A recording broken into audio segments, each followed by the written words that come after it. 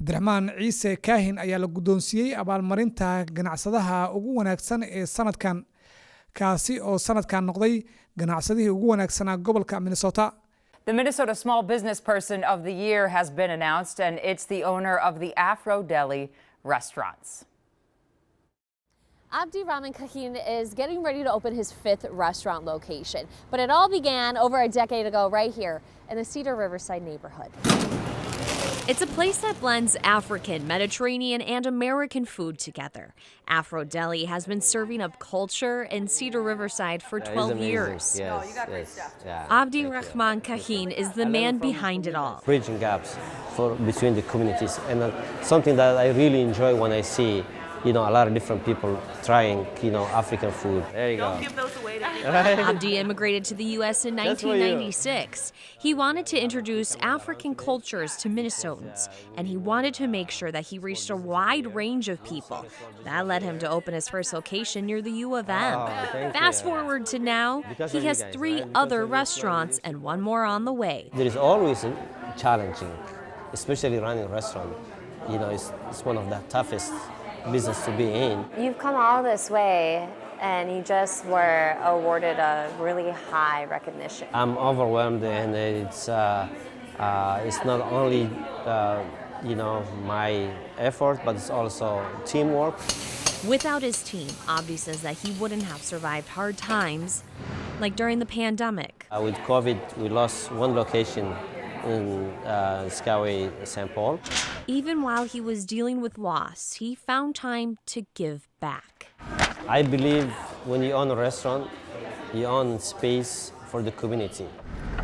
Stepping up to help his community by making and delivering meals for frontline workers and the unhoused. Communities, it's my passion more than the business. Food always brings people together. I owe you a dessert. He brings them to the table, leaving the conversations up to them. We belong here, and we want to contribute as much as we can. In Minneapolis, Morgan Wolf, breaking the news. bil kadibna noqday ganacsadaha ugu wanaagsan dalka Mareykanka kaasi oo ugu dambeyn aqalka cad ee Mareykanka lagu guddoonsiiyey bilad sharaf. Well, huge shout out tonight to Afro Deli owner Abdirahman Kahin. He just won National Small Business Person of the Year and got a personal celebration at the White House. We put a lot of work into it for the past 13 years. Now, the Biden administration has named Kahin the National Small Business Person of the Year. It's a huge deal. It's been overwhelmed for me. Kahin joined us on Zoom from D.C., not long after meeting President Joe Biden and Vice President Kamala Harris. What was going through your mind as you're meeting the President and Vice President of the United States? It's a lifetime experience. So sometimes when you get this kind of opportunity, you have to hope for the best. And today was a great day for me and for the people of Minnesota. Kahin qualified for the national award after winning Minnesota's Small Business Person of the Year back in March. Over the years, Afro Deli has played a big role in the community by raising money for famine relief in Somalia and donating food to those in need during the worst of COVID. We knew we had some compelling story, and here we are today winning the Super Bowl. It's a Super Bowl of small businesses. Oh, thank you. Yeah, that's really great. Yeah, because of you guys, right? Because of your smile.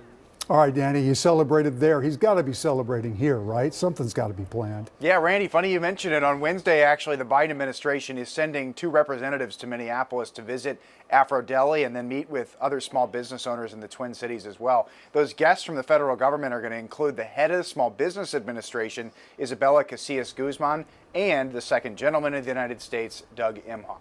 Back to you.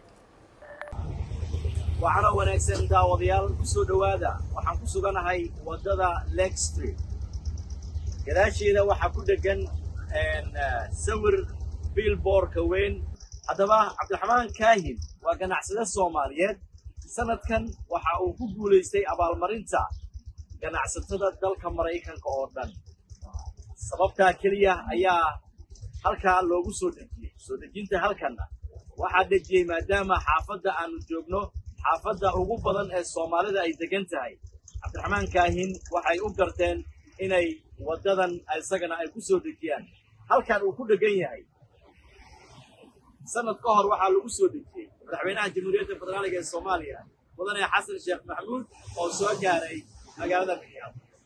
haddaba jaaliyadda Soomaalida ganacsigooda horumarkooda waxqabadkooda sidaan ayay u soo muujiyaan mar walba.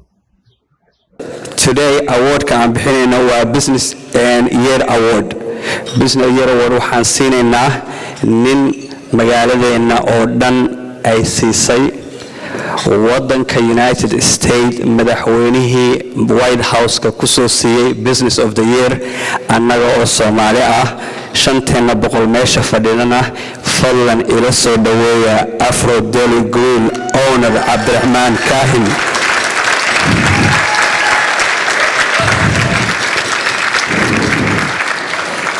Abdirahman Kahin waxaan make sure garanaynaa inuu ku dhaganaado billboardka ku yaala Carmel fadlan Abdirahman ila soo dhaweey. intuu Kahin picture ka qaadanayo waxaan u yeerayaa haliyey Soomaaliyeed oo ahaa recipient halkan ka ahaa lifetime.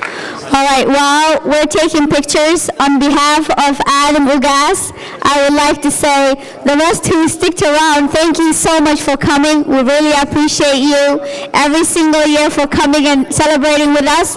weligaa mala kulantay saxmadda taraafiga safafka dhaadheer iyo dukaanku inuu kaa xirmo halka qaraabadaada iyo asxaabtaadu ay kaa sugayaan lacagta lagu bixiyo biilasha lacag diristu marmarka qaarkood way adkaan kartaa laakiin Baysi waa ab ku fududaynaya inaad lacag u dirto qoyskaaga iyo asxaabtaada adigoon u marin xawaalad la soo deg applicationka Baysi waa xawaalad gacantaada ku jirta